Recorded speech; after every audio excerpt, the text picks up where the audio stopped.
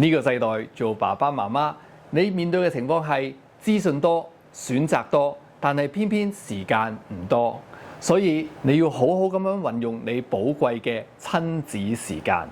另一方面，小朋友嘅成長係唔會等你嘅，每一年都有好大嘅變化。做父母嘅要把握住0至7歲嘅成長期，你就可以幫助小朋友建立自理能力、自信心以及自學嘅態度。我同 Miss Pinky 以華德福教育理論設計嘅家長課程，唔覺原來已經做咗超過10年。課程內容簡單易明，着重將身心靈嘅教育理論轉化為每一位爸爸媽媽都能夠掌握到、實踐到嘅親子技巧。當正確認識兒童喺每一年嘅行為、情緒同埋思考嘅自然發展，你就可以選擇最有效嘅做法，回應小朋友真實嘅需要。咁你就真正善用緊你嘅親子時間。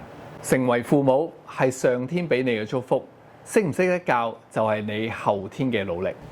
我深信每一位都可以通過學習成為一個更稱職嘅爸爸媽媽。期待喺嚟緊嘅家長班見到你。拜拜。